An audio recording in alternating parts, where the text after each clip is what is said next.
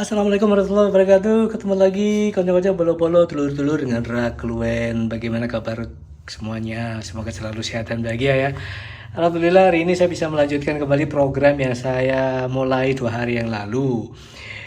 Ini keripik kerecean ini namanya. Kerecean singkong yang sudah saya buat kemarin, sekarang sudah kering dan saatnya untuk diolah, untuk digoreng, untuk diubah menjadi camilan yang insya Allah akan nikmat dinikmati para keluarga. Yuk dimulai saja sekarang. Sekarang saya tuang minyak yang akan saya pakai untuk menggoreng kerecean singkong ini. Di sebelah kanan tuh ada kerecean singkong yang sudah saya tepikan agar mempermudah saya nanti ketika mengambil untuk dicemplungkan ke wajan. Ya segini saja. Saya memang biasa menggoreng sesuatu itu tidak terlalu banyak minyak. Artinya gini, kalau saya menggunakan minyak terlalu banyak, nanti sisanya kan pasti ada dan itu jadi jelantah. Akhirnya saya putuskan untuk memakai sebagian saja. Ditelateni gorengnya titik-titik gitu ya. Bensin turah atau biar yang tersisa itu minyak yang masih baru seperti ini. Yang di wajan nanti tidak terlalu banyak yang tersisa. Besok atau lusa masih bisa dipakai. Kalau terlalu banyak nanti namanya juga jelantah habis dipakai menggoreng dan bagaimana gitu ya nantinya ya. Tahulah maksud saya pokoknya begitu. Angel kata jelas no. Intinya berhemat itu saja. Ayo mulai. Nah, ini sudah mulai mekar, tapi memang tidak terlalu mekar. Mekarnya cuma sedikit saja. Terus diaduk seperti ini, sudah kelihatan agak kekuningan baru diangkat. Kecoklatan, sudah kelihatan kecoklatan diangkat. Satu kali lagi.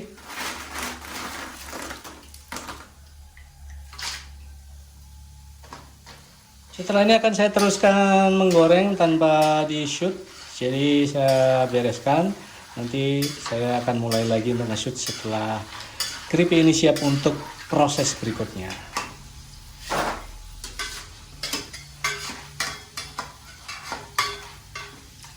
Cukup. Proses menggoreng sudah selesai. Seperti ini hasilnya. Masih panas di tangan saya. Setelah ini akan masuk ke proses berikutnya, mencampur dengan gula merah. Karena bahan keripiknya tidak banyak, saya hanya menggunakan 1/4 kilo gula merah.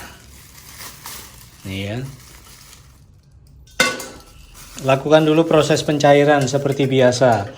Selalu ketika saya menggunakan gula merah sebagai salah satu bahan untuk membuat sesuatu, wajib mencairkan lebih dulu untuk menyaring dan memisahkan dari sampah-sampah yang turut serta di dalamnya ya, agar bersih dan enak dinikmati. Saya tuangkan 1 gelas saja air, nggak sampai 1 gelas ini, cuman sekitar 3/4 gelas.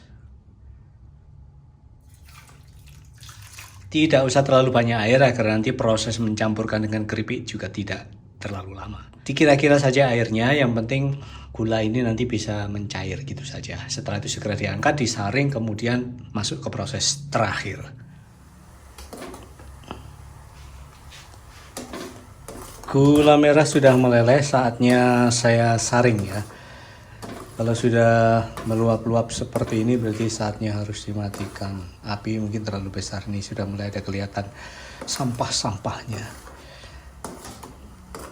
Saya matikan kompor dulu. Seperti ini tampilannya ketika gula sudah cair, ini banyak sekali sampah. Nanti ketika saya saring akan lebih kelihatan. Ya, waktunya menyaring gula yang sudah cair, langsung saya tampung di wajan ya. Wajan ini nanti yang langsung saya pakai untuk mencampurkan gula ini dengan keripik yang sudah digoreng. Bismillah.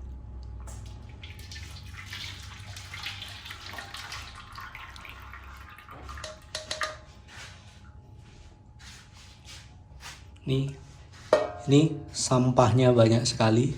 Dalam 1/4 kilo gula sampahnya sebanyak ini. Jadi kalau tidak disaring alangkah ngeresnya ketika dimakan. Kompor saya nyalakan kembali. Jangan lupa sambil terus diaduk-aduk agar tidak kosong. Terutama bagian bawahnya. Yang suka lebih asin boleh ditambahkan garam sedikit, tapi kalau saya sudah cukup. Gula merah ini rasanya sudah mengandung garam. Waktu mencampurkannya setelah gula ini menjadi kental, ketika ditarik seperti ini ya, diangkat seperti ini menjadi kental. Sekarang belum, masih encer. Terus saja diaduk-aduk. Jare wong Jawa wis krasa teplok-teplok apa telepok-telepok. Telepok-telepok ini karena kental maksudnya, karena kental begitu diangkat dengan sutil seperti ini kemudian ditumpahkan menjadi telepok-telepok gitu ya. Bahasa opo ya. Jangan lupa nanti setelah siap untuk dicampur dengan keripik, api dimatikan. Telur-telur yang suka dengan varian yang berbeda silahkan dibuat sendiri. Misalkan dibuat pedas, dibuat asam pedas, silahkan saja. Saya hanya mencontohkan yang manis original, yang asli manis, yang original. Kalau divariasikan menjadi manis asam pedas, ya kurang lebih seperti sambal goreng. Sambal goreng balungku namanya. Saya hanya mau bikin cemilan yang bisa dinikmati oleh semua orang, termasuk anak-anak kecil yang biasanya nggak suka pedas, nanti bisa ikut menikmati keripik ini. Masih belum? Sambil terus diuji ya, sesekali diuji. Ini masih terlalu encer. Tapi hati-hati juga jangan kebablasan terlalu kental, malah akan jadi mengkristal kembali. Hati watu maneh kok. Api jangan terlalu besar agar mudah mengontrol kekentalannya. Sebentar lagi. Memang butuh percobaan beberapa kali untuk yang belum pernah mencoba membuat ini. Tapi kalau menyimak benar instruksi dari saya rasa 1 kali saja sudah bisa. Mudah sebenarnya. Ini hampir ya. Cirinya seperti ini. Ketika disibak seperti ini langsung terasa bahwa ada bagian yang beberapa saat terjeda sebelum menyatu kembali belahannya. Nah seperti ini. Lihat, seret. Sesaat lagi api sudah saya kecilkan karena terlalu besar. Semakin mendekati kental harus semakin kecil apinya. Balapan dengan waktu dan proses pengentalan. Saya harus pakai tangan kiri karena posisi kamera ada di sebelah kiri. Bisa sih dari sebelah kanan seperti ini. Nah, ya untuk diingat oleh dulur-dulur semua yang belum pernah membuat ini, beda dari gula pasir. Kalau gula pasir biasanya bisa kering, benar-benar kering. Tapi kalau gula merah memang cenderung lengket. Walaupun ini sudah maksimal dikentalkan, pada akhirnya akan tetap lengket. Ya seperti kita membuat sambal goreng kentang dan lain-lain itu kan masih ada lengket-lengketnya. Memang tidak bisa. Saya tidak tahu mengapa demikian, belum mencari jawabannya. Yang jelas memang tetap akan sedikit lengket dibanding gula pasir yang kering. Ini hampir ya, masih cukup encer. Intinya adalah mengurangi kadar air sampai batas seminimal mungkin. Kalau kadar airnya masih banyak terus dicemplungkan, nanti bisa melempem keripiknya gitu ya. Pakai logika sederhana saja. Mengapa ini harus benar-benar sampai kental dengan kadar air yang sesedikit mungkin agar keripik tidak jadi melempem ketika sudah dicampur dengan gula ini. Sebentar lagi, memang harus bersabar sambil saya terus ngoceh karena saya ingin memperlihatkan proses ini tanpa banyak dipotong. Ingin memperlihatkan proses ini sampai ini kayak ngelali gitu loh ya. Bahasa Jawa nih ngelali, pokoknya kental. Setelah nanti benar-benar kental sesuai yang diinginkan, jangan lupa matikan dulu api. Saya matikan dulu api. Bismillahirrahmanirrahim. Cetet. Saya nyenggol kamera sebentar.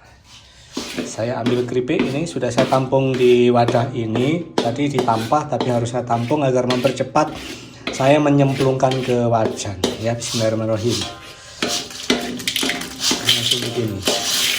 Nah, langsung dicampur secepat-cepatnya agar tidak keburu mengeras sebelum tercampur. Jangan lupa pakai alas tangan agar bisa maksimal ketika harus mencampur ini. Nyenggol maneh. Tangan kanan saya pegang sudil, tangan kiri pegang kuping wajan, dan di tengah saya, tepat di mulut saya ini ada HP. Ada HP yang sebentar-sebentar tersenggol. Nah, seperti ini. Ini tanda bahwa memang sudah waktunya untuk dicampur. Udah seperti ini. Sudah saya perlihatkan bagaimana cara membuat balung kuok dengan gula merah. Semoga bermanfaat. Kalau mau mencoba, sekarang mencoba. Semoga berhasil. Ketemu lagi lain waktu. Semoga kita semua selalu sehat dan bahagia. Wassalamualaikum warahmatullahi wabarakatuh. Dadah.